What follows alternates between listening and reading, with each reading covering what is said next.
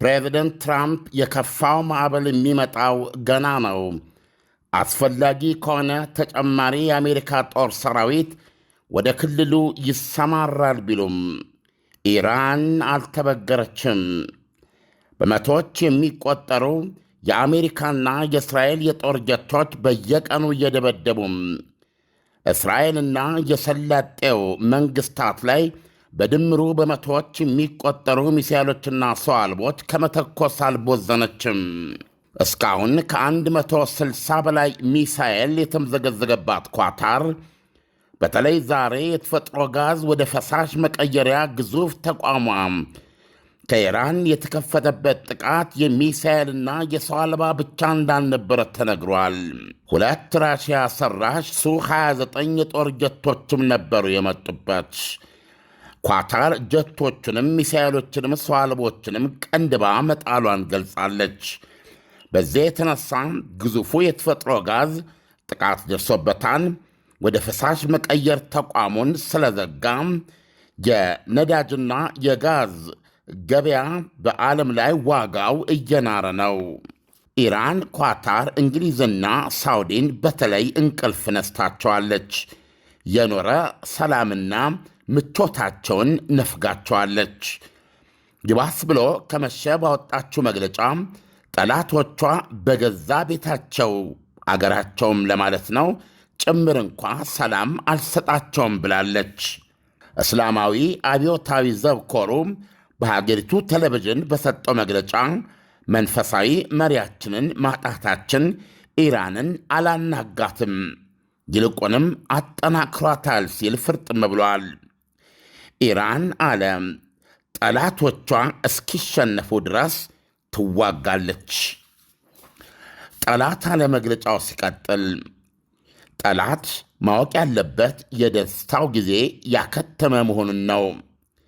በየትኛውም ዓለም ውስጥ እንኳ ቢሆን ከእንግዲህ ደህንነት አያገኝም፣ በገዛ ቤቱ ጭምር ብሏል። ለምሳሌ ዛሬ በቴህራን አውራ ጎዳናዎች ላይ የተመመውን ጸረ አሜሪካና ጸረ እስራኤል ተቃውሞ የሚያሰሙ ሰልፈኞች ቴሌቪዥኑ አሳይቷል። ሰልፈኞቹ ካሰሟቸው መፈክሮች መካከል ማጎንበስ የለም፣ እጅ መስጠት የለም፣ አሜሪካንን እንዋጋለን የሚሉ ነበሩ። ፕሬስ ቲቪ እንዳሳየው ኢራን በሳዑዲ አረቢያ ግዙፍ የነዳጅ ማጣሪያ ላይ ያካሄደችው ጥቃት ምንም እንኳ ሰው አልቦቹ ተመተው ቢወድቁም የወደቀው ያስነሳው ግዙፍ እሳት ለመላው ዓለም የነዳጅ ገበያ ትልቅ አሳሳቢ ችግር የሆነ ነው።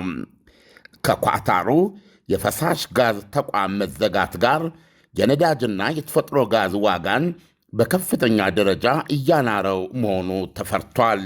ፕሬዚደንት ዶናልድ ትራምፕ በዋይት ሃውስ በተካሄደ የሜዳሊያ ሽልማት ሥነ ሥርዓት ላይ ባደረጉት ንግግር በኢራን ላይ የተከፈተውን ጦርነት 4 ዓላማዎች ዘርዝረዋል።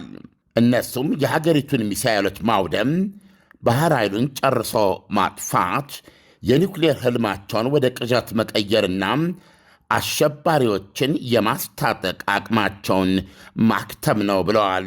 የመጀመሪያው ዓላማችን የኢራንን የሚሳኤል አቅም ማውደም ነው። ይሄም በየሰዓቱ ሲፈጸም እያያችሁ ነው። ሁለተኛ ባህር ኃይላቸውን ማውደም ነው።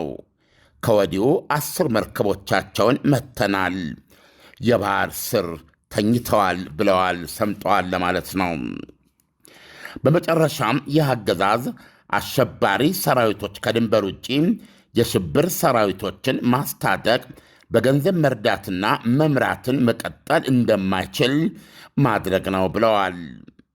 ይሁንና ተልኳቸው በዚህ ጦርነት አገዛዙን መጣል እንደሆነ አልተናገሩም። ኢሳያስ እንደ ሰማው ነው ይሄ ሁኔታ። ጦርነቱ ያው በሺህ የሚቆጠር ኢላማዎች ነው የሚመቱት። የዚህንም ዝርዝር ይሰጣሉ። ያው የደህንነት የዋና ጽሕፈት ቤቶች ኤኒ ተቋም በተለይ የሚሊተሪ የደህንነት የመሳሰሉትን ተቋሞች ነው የሚደበድቡት። በየቀኑ የተደቀኑ ሚሳይሎችን፣ ክምችቶችን ባገኙ መጠን ይደበድባሉ። ነገር ግን እስካሁን ባለው ማየት ካለብን ኢራን ከመተኮስ አልቦዘነችም። አዎ ዓለም፣ በጣም የሚገርመውም ደግሞ እሱ ነው። ግን ዓለም ኢራን አሁን እየተኮሰች ያለችው በጣም በርካታ ሀገሮች ላይ ነው። ይሄ እስከምን ድረስ ነው የሚያስኬዳት? ዓለም ይቻላል ወይ ከነዚህ ሀገራቶች ጋር በሙሉ ተጣልቶ መቀጠል የሚቻልበት ሁኔታ አለ ወይ ነው? ወይስ ሀገራቱ አሁን እየተመቱ ያሉት ሀገራት የኢራን አካሄድ ልክ አይደለም፣ ልንበቀላት ይገባል ካሉ ከስንት ሀገራት ጋር ነው የምትጣለው? ምንድን ነው ሊያደርጉ የሚችሉት ነው ጥያቄው። እስራኤልና አሜሪካ እያደረጉ ካሉት የተለየ ምን ሊያደርጉ ይችላሉ ነው። ሳውዲ አረቢያ እንደ የመን የጦር ጀቶቿ ልትልክ ትችላለች። ነገር ግን እውነቱን ለመናገር አሁን የሚመቱት ኢላማስ ምንድን ነው? ይህ ጦርነት እየገፋ በሄደ ቁጥር ኢራን ውስጥ የቆመ ነገር ማግኘት ሊያስቸግር ይችላል። በተለየ መንገድ ወታደራዊ ኢላማ፣ የሚሳኤል ማምረቻ እያልክ መቀጠልህ ምን ያህል ይሄ እንግዲህ ከፍተኛ ውጤት በተለይ የመረጃ ያለው እና ደግሞ በተግባር በየቀኑ አትሊስት እየተገለጸ መምጣት አለበት።